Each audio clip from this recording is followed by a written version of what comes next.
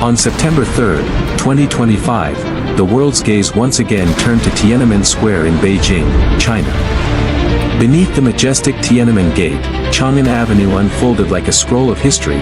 A mighty, steel tide of the new era marched forward with overwhelming momentum, accepting the solemn inspection of the motherland and its people. This event was not only a heartfelt tribute to the great victory of the World Anti-Fascist War, but also a resounding declaration of China's march toward national rejuvenation. The lineup of troops in this parade could be called a panoramic illustration of national defense strength in the new era. There were honor guard formations with steps as neat as if cut by a knife. People's Liberation Army and armed police formations with powerful and dignified rifle-raising movements. A Navy formation with an average age of under 21. A rocket force formation composed of officers and soldiers who had participated in live-fire launches, and a peacekeeping force formation in Blue Berets, representing China's sense of responsibility in global security governance. Even more noteworthy was the collective debut of new type combat forces, including military aerospace, cyberspace, information support, and joint logistics support units, a sign that the Chinese military is accelerating its transformation toward informatization and intelligentization. Equipment formations were organized by combat modules, focusing on demonstrating core capabilities such as air and missile defense, precision strikes, strategic deterrence, and counter-unmanned systems. The unmanned combat formation showcased ground unmanned combat vehicles, aerial reconnaissance and strike drones, and underwater unmanned submersibles, achieving full coverage of unmanned equipment across the three domains of land, air, and sea. Countermeasure weapons, such as directed energy weapons, electronic jamming systems, and anti-unmanned equipment were displayed in concentration, visually demonstrating the leapfrog development of the Chinese military from single-type equipment display to systematic combat capability. Fighter jets, bombers, transport aircraft, and other aircraft flew over Tiananmen Square, their roars sounding a powerful call of the era for integrated air and space operations, and both offensive and defensive capabilities.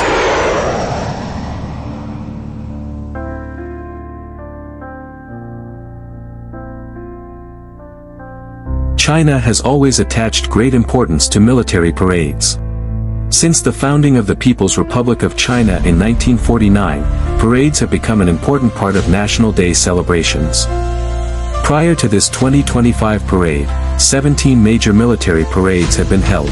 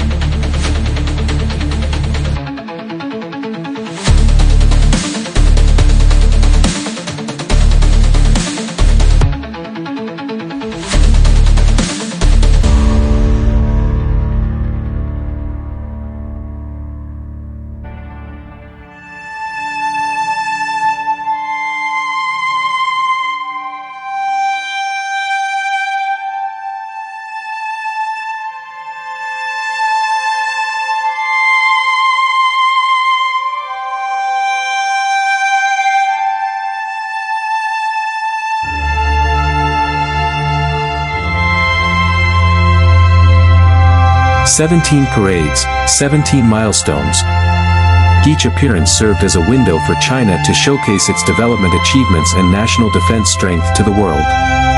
And Tiananmen Square in Beijing was chosen as the fixed stage for all these important moments. Why has Tiananmen become the permanent venue for China's military parades? The answer is far more than just, Beijing is the capital. It lies deeper in the profound historical memories and national symbolic significance carried by this land. From a political symbolic perspective, Beijing, as China's political center, is home to the central leadership organs of the party, the government, and the military.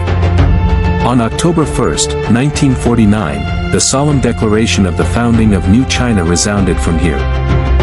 Since then, Tiananmen has been deeply tied to the image of New China.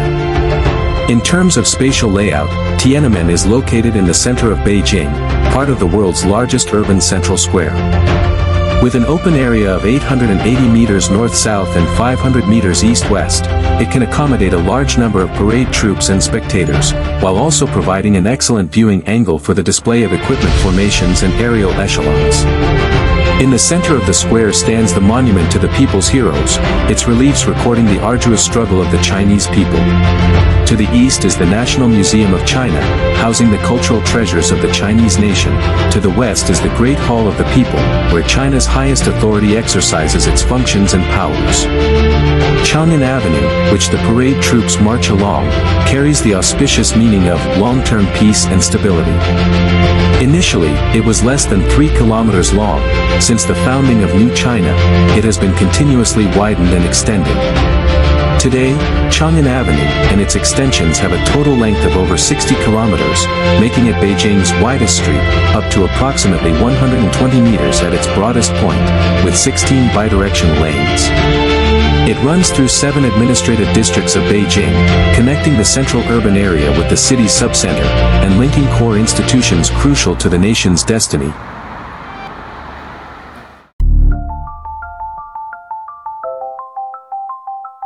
Beijing's history as a political center extends far beyond the decades since the founding of New China. Both the Ming and Qing dynasties established their capitals in Beijing, where 24 emperors ruled, leaving a profound accumulation of capital culture. Over its more than 3,000-year history as a city, Beijing has served as a national capital for nearly one-third of that time. Even though the era of feudal dynasties has long ended, the cultural genes of a capital have been deeply integrated into the city's fabric, becoming the unique character of today's Beijing. The Palace Museum in Beijing, formerly known as the Forbidden City, covers an area of approximately 720,000 square meters, with a construction area of about 150,000 square meters.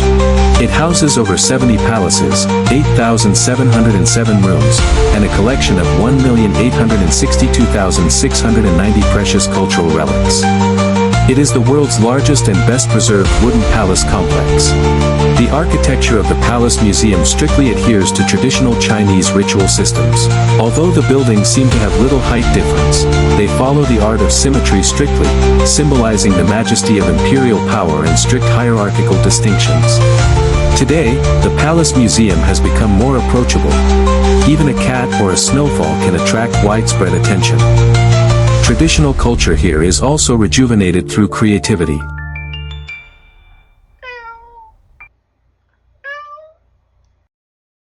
As a venue for emperors of the Ming and Qing dynasties to worship heaven, pray for good harvests, and pray for rain, the Temple of Heaven is China's largest surviving ancient sacrificial complex. Its design embodies the traditional cultural concept of, the heaven is round and the earth is square. The main buildings feature circular layouts, while the outer brick walls are square.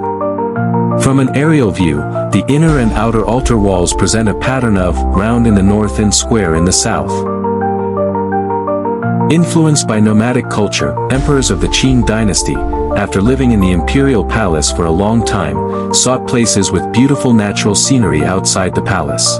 Beijing's mountains are not close to the ancient city, mainly concentrated in the northwest. After careful design, the summer palace became the back garden of the imperial city.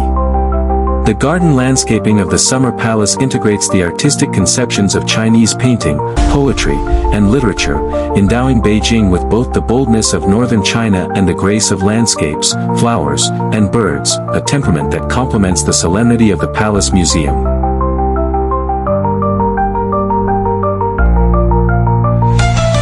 Not far from the Summer Palace, the ruins of Yuanmingyuan, another imperial garden built in the Qing dynasty, carry an unforgettable history. Once a garden of gardens that brought together the essence of traditional Chinese architecture and integrated Western architectural techniques, Yuanmingyuan was looted and burned by British and French troops in 1860, reducing this oriental marvel to ruins. Today, Yuanmingyuan is more than just a garden in people's minds. The tragic fate of this cultural heritage deserves reflection and remembrance by all humanity. To the northwest of Beijing, the Great Wall winds like a giant dragon. As a great miracle of humanity, the total length of the Great Wall exceeds 20,000 kilometers, with over 520 kilometers located within Beijing's administrative area. Historically, the Great Wall was built mainly for military defense. Today, as its practical military function fades, its cultural and spiritual value has become increasingly prominent. It is not only a testament to the wisdom and creativity of the Chinese people but also a symbol of humanity's unyielding will and desire for peace, serving as a cultural bridge connecting China with the world. Beijing is not only China's Beijing but also the world's Beijing. In 2008, the phrase, "Welcome to Beijing," invited athletes from around the world, drawing global attention to Beijing. In 2022, Beijing successfully hosted the 24th Winter Olympic Games, becoming the world's first dual Olympic city. In ancient times, emperors placed the fate of the nation here. Today, this throbbing, red heart, connects the development achievements of the new era and gathers countless dreams into a brilliant constellation over the city. This is Beijing, Beijing for the Chinese people, and Beijing for the world. Bathed in warm sunshine, it opens its doors wide, welcoming every visitor with an inclusive attitude.